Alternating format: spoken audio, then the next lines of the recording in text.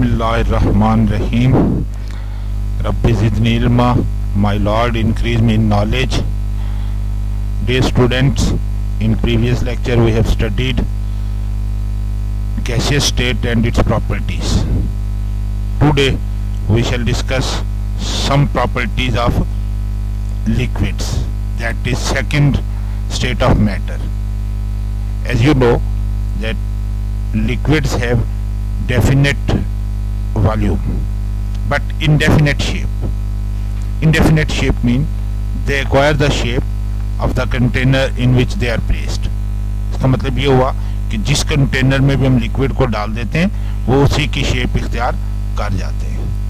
Particles closer together but can move little bit. It means liquids can flow.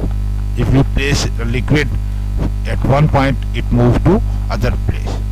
Density liquids much greater than gases but less than solids. Liquids can be compressed but change in volume is only a small amount and requires enormous pressure. Just as gases we have studied compressibility, liquids can be compressed but their compression requires much pressure. They have viscosity. Viscous, thick meaning.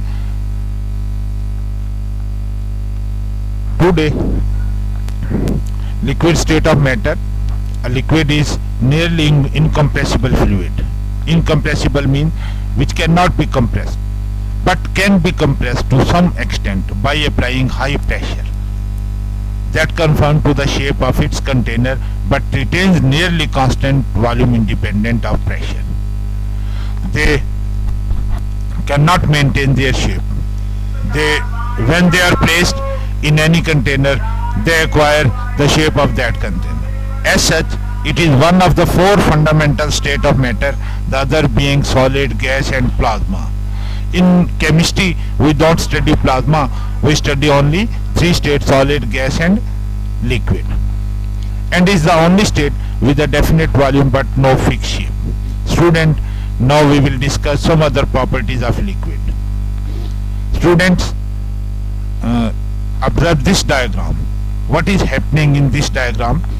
You observe that sun heat is coming and it warms the water of ocean surface, then it starts to evaporate, rising as water vapors. So our topic is evaporation. What is evaporation? Evaporation is the process by which water changes from a liquid to a gas or vapor. Evaporation is the primary pathway that water moves from the liquid state back into the water cycle as atmospheric water vapor.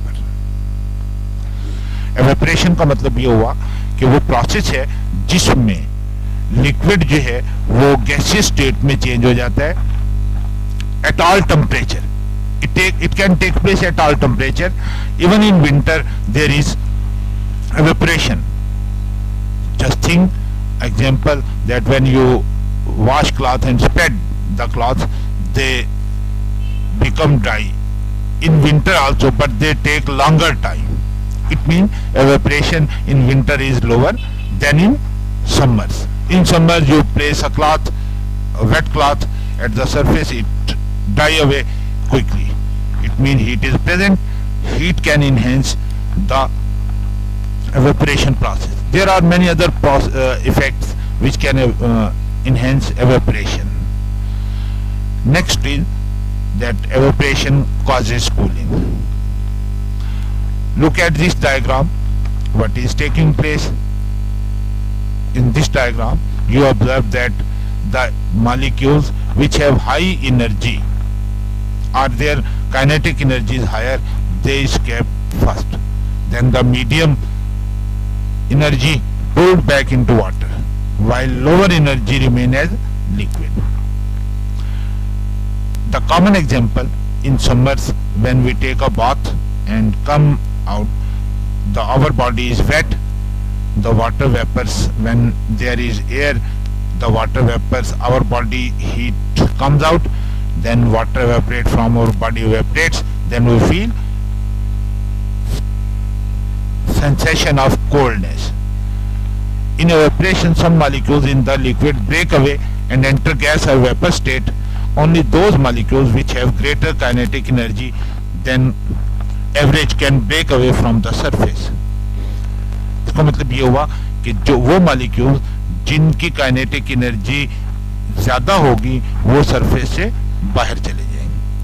This means that molecules with higher kinetic energy escape first. Then the medium kinetic energy molecule, those molecules which have lower kinetic energy are left as liquid. वो molecules जिनकी kinetic energy सबसे कम होगी वो liquid state में रह जाते हैं. As kinetic energy, as we know that kinetic energy is directly related to temperature.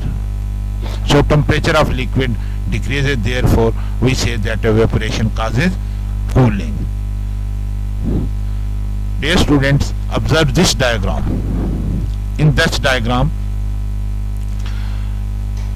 first diagram, water is being evaporated from the surface. But when the liquid is placed in the container, evaporation which has reached equilibrium with liquid surface is said to have reached saturation. In closed container, the vapors cannot go. At a stage come when the rate of evaporation becomes equal to rate of condensation. The molecules, the vapors that go away up to the surface, then a time will come that rate of evaporation and condensation become equal. Then at that point, the pressure exerted by the vapor on the liquid surface is called vapor pressure. Today's this topic is vapor pressure. Notice, in a closed container, no molecules can escape into the outside air when a partially filled container is sealed. Some of the liquid molecules vaporize as the time passes. The number of molecules changing into vapors increases. Some of these molecules, because of their random motion, will collide with the liquid surface. Such molecules are recaptured by the molecules at the surface of the liquid. This process is called condensation. These two opposing processes will continue, evaporation and condensation. After some time, the number of molecules evaporating will become equal to number of molecule condensation. At this stage, equilibrium is established between liquid and vapors. As this equation shows, liquid evaporates into vapors and vapors then condense back to liquid. At equilibrium, liquid continue to evaporate and condense but at equal rates. The pressure created by the vapors of a liquid in equilibrium with its liquid is called vapor pressure. At equilibrium, the space above the liquid is saturated with vapors. As in the previous diagram, you observe that the space above the liquid is saturated. ये इस diagram में देखें कि ये liquid है, इसके ऊपर ये वेपर जो है वो सैचुरेटेड हो गए, बहुत ज्यादा हो गए. इस वक्त रेट ऑफ एवेपोरेशन और कंडेंसेशन इक्वल हो चुका हुआ है. Then what is the effect of temperature on vapour pressure? As we know, when we heat water, the evaporation takes much faster. It means the vapor pressure of liquid varies with its temperature.